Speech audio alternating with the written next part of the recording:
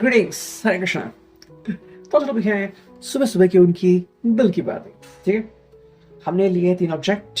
पहला है ये tarot, second is the fairytale oracle और तीसरा है एंजेलिक गाइडेंस। अगर लगा तो हम एक और ऑब्जेक्ट ले लेंगे। सबसे पहले शुरुआत करते हैं टैरो से।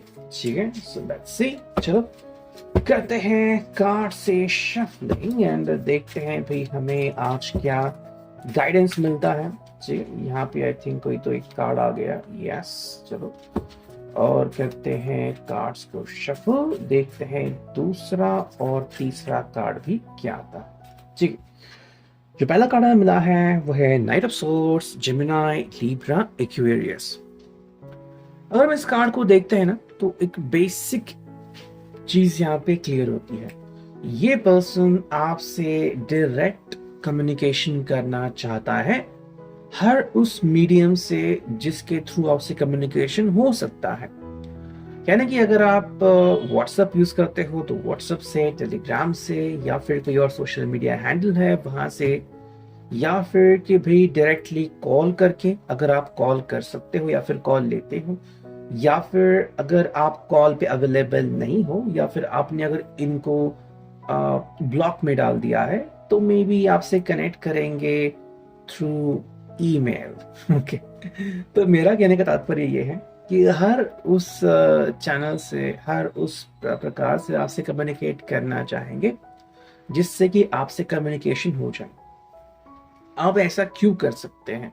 पहली बात, कुछ चीजें क्लियर करनी है। लाइक अगर आप दोनों के बीच मन मुटाव है और आप भारी नाराज हो इनके ऊपर, वो नाराजगी दूर करने के लिए।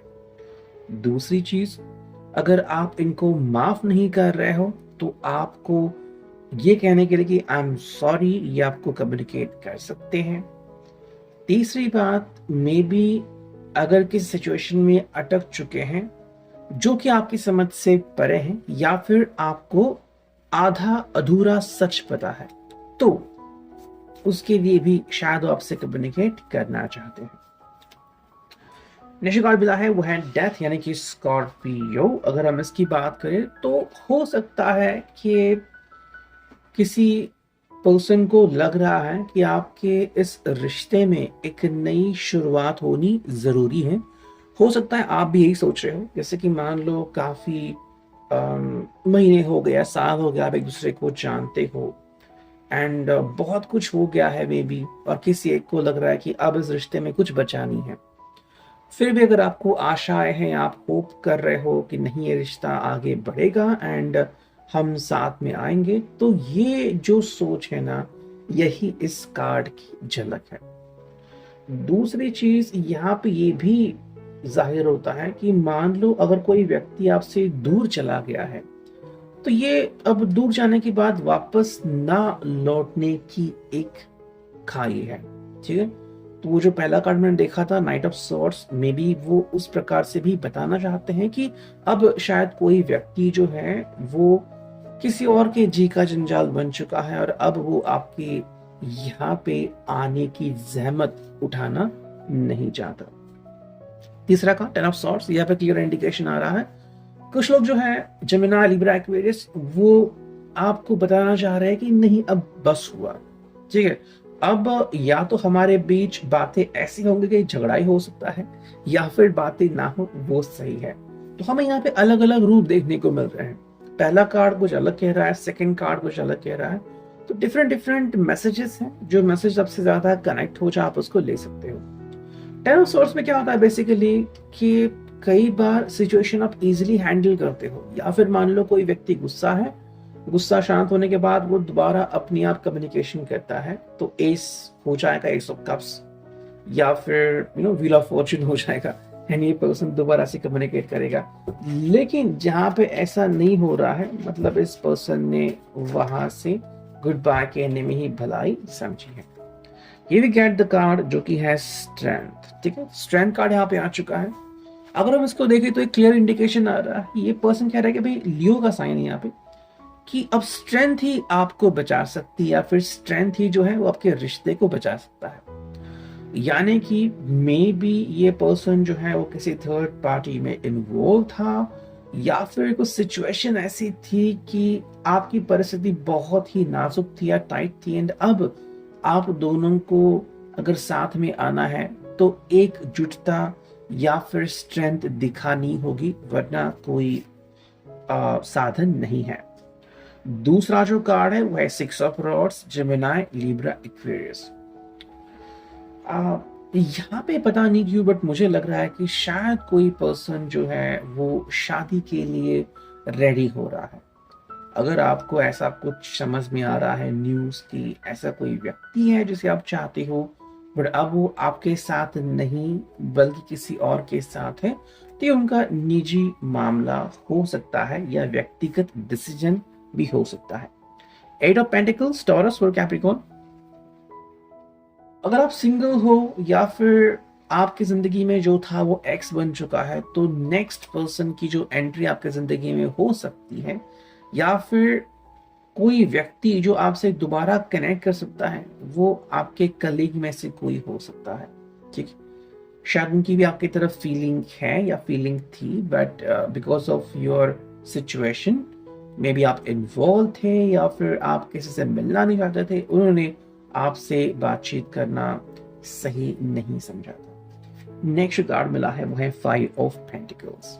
ठीक है, अब ये कार्ड बहुत कुछ बयां करता है यहाँ पे, टॉरस, वर्गो, कैप्रिकॉर्न। अगर ये परिस्थिति आ रही है तो इस परिस्थिति से बाहर पड़ना बहुत इंपॉर्टेंट है। जैसे कि मान लो आप अभी जो हमने रीडिंग देखा कि कोई चला गया है या फिर कोई बातचीत करके हल निकालना चाहता है या फिर कोई बातचीत तो करना चाहता है बट ये जताने के लिए कि ये आखिरी बार होगा कि मैं बात करूंगा या फिर अब मैं बाहर चला गया फिर मैं दूर चला गया। हर एक के मंसूबे अलग अलग हो सकते हैं बट ऐसे में अगर आपकी परिस्थिति ऐसी हो रही है तो अकेले बैठने से अच्छा है कोई व्यक्ति जो आपका साथ दे, एंड ये आपके लिए काफी बेनिफिशियल साबित हो सकता है। एक हम कार्ड लेते हैं फाइनल, एंड ये है भाई king of swords, Gemini, Libra, Aquarius. अगर हम इसकी बात करें तो मेरे हिसाब से आपके हाथ में बस कुछ ही ऑप्शन है। पहला ऑप्शन, या तो आपको इनके जो भी अकीदे हैं जो भी चीजें प्रस्तुत कर रहे हैं उनको तोड़ देने वाली अगर आपकी भाषा है तो आप इनको दोबारा से जीत सकते हो, या फिर इनसे भी बेहतर एक ऐसा व्यक्ति जो सच में आपको दिल से चाहे वो आपकी जिंदगी में एंटर कर सकता है। ठीक है, अब देखते हैं फेयरीटेल ओरेकल से हमें क्या रीडिंग मिलती है, and let's connect with this. Okay, चलो एंड देखते हैं कि भाई हमें आज क्या कार्ड्स मिलते हैं। जो पहला कार्ड है वो है डिजायर। तो इच्छा यहाँ पे जाहिर होती है, मे बी सेक्सुअलिटी में कहीं ना कहीं कोई इश्यू आ गया था या फिर किसी पर्सन की डिजायर्स बहुत ज्यादा थे आपसे, वो एक इश्यू जो अगर आपको लग रहा था क्या था वो यहाँ पे एक्सप्लेन हो रहा है। सेकंड जो चीज है वो है इनएक्शन। इनएक्शन मतलब मे बी अगर आपके रिश्ते में कहीं ना कहीं पे कुछ दूरियां आ रही थी तो उसके पीछे का जो वजह है वो है, तो जहाँ पे बातचीत नहीं हुई उसकी वजह से ये चीजें हमें दिखती हैं। नेक्स्ट जो कार्ड है यहाँ पे कि भाई वेटिंग फॉर लव, यानी कि अगर कोई चला भी गया है तो दुख मानने की जरूरत नहीं है। ऐसा कोई व्यक्ति जो सच में आपसे रियली प्यार करना चाहता है या फिर आपके प्यार में है, आपसे प्रेम करना चाहता है दिल से, वो चीज यहाँ पे दिख रही है, बस आपकी आंखें खुली होनी चाहिए। ओके, वो चीज यहाँ पे आती है। नेक्स्ट कार्ड है यहाँ पे वो है इमैच्योर यंग मेल।